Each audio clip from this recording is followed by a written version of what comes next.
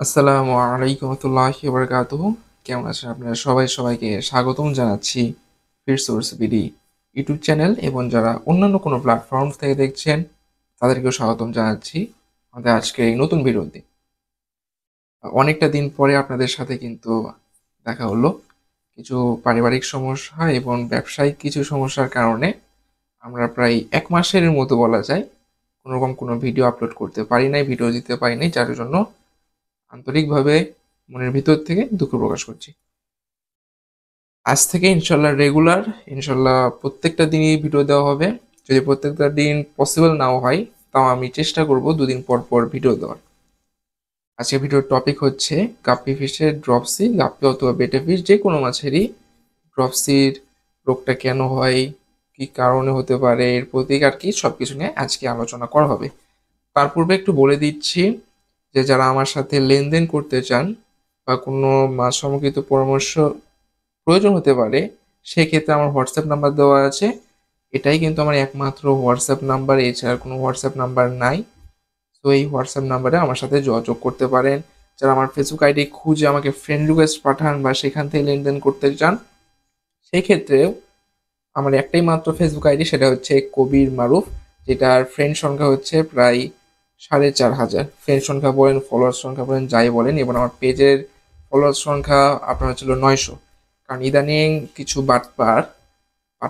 বাটপাররা আমার আইডির একদম ক্লোন করছে। ক্লোন বলতে আমার নাম, আমার প্রোফাইল পিক, আমার কভার পিক এগুলোকে কপি করে বাটপারি চালাচ্ছে।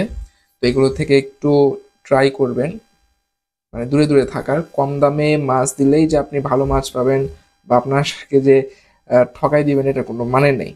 অবশ্যই আমরা মাছের দাম রাখি, মাছের কোয়ালিটি, মাছের মার্কেটের উপরে। তা ব্যতীত আমাদের কোনো ইচ্ছাও নাই বেশি দামে আপনাদের কাছে মাছ সেল দেওয়ার।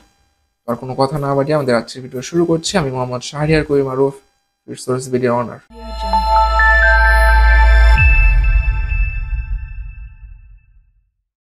ভিডিওতে যেই গাপ্পিটা দেখতে পাচ্ছেন, গাপ্পিটার নাম হচ্ছে 24 ক্যারেট গোল্ড, এবং সাথে সাথে যে আরেকটা গাপ্পি দেখতে পাচ্ছেন সেটা হচ্ছে আমাদের ব্লু গ্রাসের ফিমেল। দুটাই কিন্তু ফিমেল। তো এই দুটা ফিমেলের অনেকে পেটের সাইজ দেখে মনে করবেন দুটাই হচ্ছে লোডেড, এবং দেখা গেল যে এইখানে ভিডিওটা বন্ধ করে ডাইরেক্ট আমাকে হোয়াটসঅ্যাপে নক দিয়ে বলছেন, ভাই আমার এই মাছটাই লাগবে, আজকে লাগবে। আর আমি বললাম যে ভাই এরকম এরকম, পরে জানতে পারলেন যে কিছুই না। বিষয় হচ্ছে এগুলো ওভারলোডেড নয়, এগুলোর সবগুলোই হচ্ছে ড্রপসিওয়ালা মাছ। অ্যান্ড ড্রপসি কী কারণে হয়, কি কি জিনিসে আর কি করলে ড্রপসিগুলো সুস্থ হয়ে যায়, সব কিছু নিয়ে আলোচনা করব। এখন এই যে ড্রপসিওয়ালা মাছ রয়েছে, এটা কিন্তু মেলেরও হতে পারে, ফিমেলেরও হতে পারে। শুধুমাত্র যে গাপ্পির হবে তা না, মলি, বেটা ফিশ সব ধরনের মাছেরই হয়। তবে সেক্ষেত্রে দুটা মাছের সব থেকে বেশি হয়, একটা হচ্ছিল গাপ্পি আর একটা হচ্ছিল বেটা ফিশ।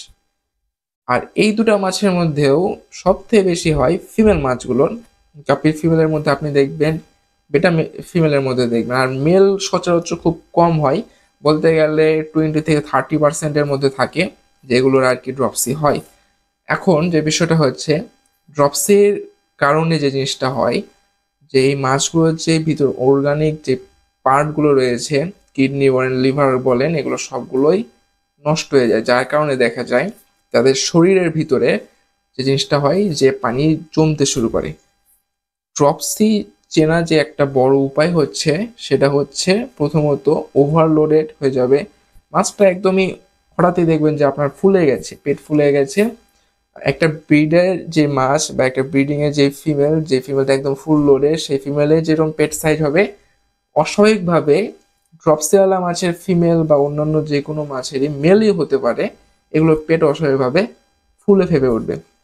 মেলের ক্ষেত্রে ড্রপসিটা অনেক সুন্দরভাবে বোঝা যায়। কারণ হচ্ছে মেল সাধারণত পেট ফুলে না বা মেল কখনো লোড হয় না, কিন্তু ফিমেলের ক্ষেত্রে এটা বোঝাটা খুবই টাফ হয়ে যায়।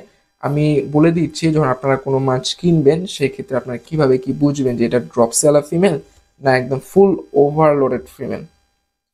ড্রপসিওয়ালা ফিমেল এবং ফুল ওভারলোডেড ফিমেল চেনার যে কিছু উপায় রয়েছে, তার মধ্যে সবথেকে বড় উপায় হচ্ছে black spot and red spot.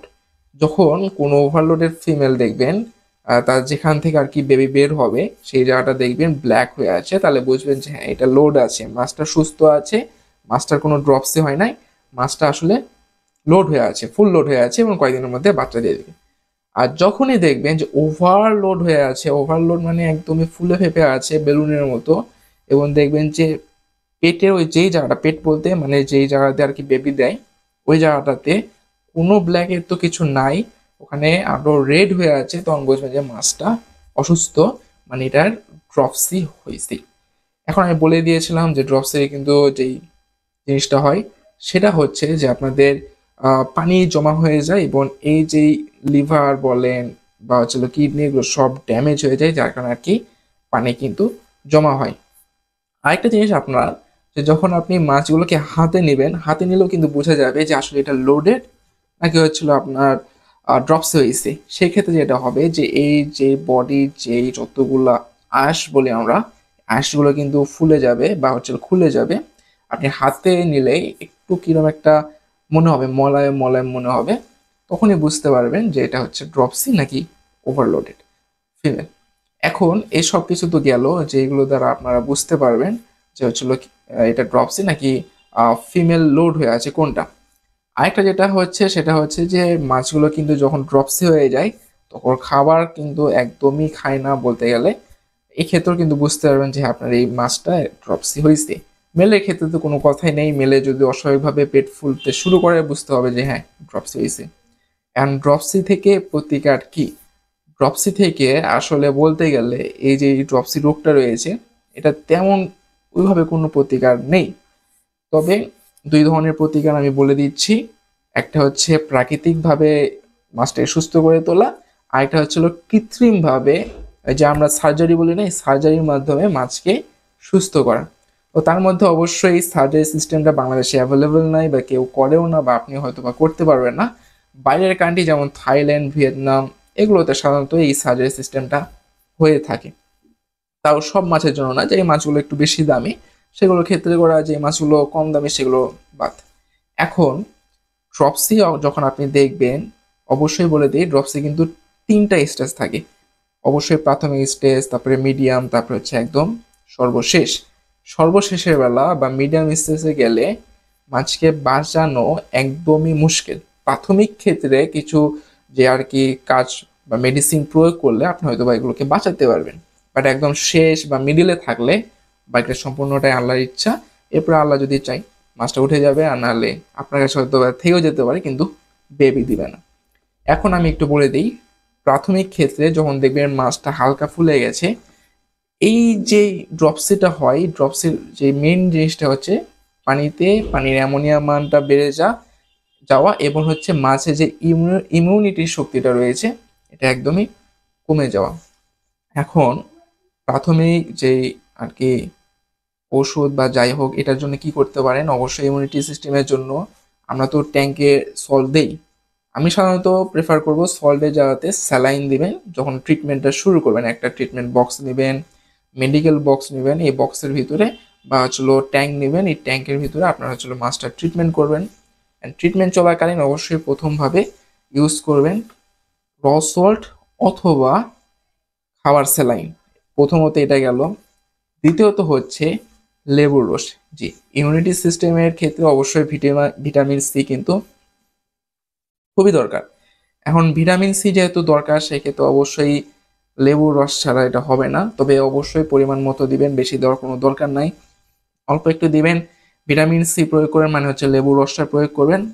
আর যে সকল মাছগুলো ড্রপস হবে সবগুলোকে অবশ্যই অবশ্যই সানলাইটে রাখবেন। এই ক্ষেত্রে দেখা যাবে যে যদি প্রাথমিক পর্যায়ে থাকে মাছগুলো ইমিউনিটি সিস্টেমগুলো আবারও চলে আসবে, তার যে ইমিউনিটি শক্তিটা রয়েছে ব্যাক করবে এবং হচ্ছে মাছটার যে ভিতরে অর্গানিক পার্টগুলো রয়েছে এগুলো সুস্থ সবল হবে এবং মাছটা সুস্থ হয়ে যেতে পারে ইনশাআল্লাহ। আর বাকি যখন দেখবেন যে মিডিয়াম অথবা একদম শেষ পর্যায়ে চলে গেছে, কিছু করার নাই, মানে কিছু করার নাই বলতে আপনি ট্রিটমেন্ট করতে পারেন, তবে সেক্ষেত্রে কার্যকরিতা তেমন একটা পাবেন না। এখন একটা কথা বলে দেই, সাধারণত অনেকেই রয়েছেন যারা ড্রপসি নিয়ে কথা বলেন, আমিও বলছি, বাট এই ড্রপসিকে সুস্থ করা প্রচুর কঠিন। বলতে গেলে 100%-এর ভিতরে 90%ই মারা যায়, 10% দেখা যায় যে সার্ভাইভ করলেও 2 মাস 3 মাস টাইম লাগে। এখন যেটা হচ্ছে আমাদের সার্জারির মাধ্যমে যে আমরা ট্রিটমেন্টটা করি, সেক্ষেত্রে বাইরের দেশে সাধারণত এই মাছগুলোর পেটটা কেটে বা হচ্ছে সাইডে কিছু অংশ কেটে পানিটা বের করে একটা কেমিক্যাল কিন্তু দিয়ে দেয়, যার ফলে মাছটা আবার রিকভারি হয়ে যায় এবং যে জায়গাটায় আর কি কেটেছে ওই কাটা এই জায়গাটা কিন্তু একদম সম্পূর্ণভাবে আবারও রিকভারি হয়ে যায়। এই ক্ষেত্রে এটা হচ্ছে সার্জারি পদ্ধতি, আর ওটা ছিল আমাদের যেটা প্রাকৃতিক পদ্ধতি, এই দুইটা। আমি আবারও বলছি, ড্রপসি মাছ কেনার পূর্বে অবশ্যই মাছ দেখেই কিনবেন। যদি ড্রপসি হয় নিয়েন না, কারণ ড্রপসিওয়ালা মাছ একদমই বাঁচানো বা সুস্থ করা বলতে গেলে ইম্পসিবল। আজকের ভিডিও এই পর্যন্তই থাকছে, দেখা হচ্ছে নেক্সট কোনো ভিডিওতে। ততদিন পর্যন্ত আপনিও ভালো থাকুন, আপনার পরিবারও ভালো থাকুক এই দোয়া করি, এবং আমার জন্য দোয়া করবেন।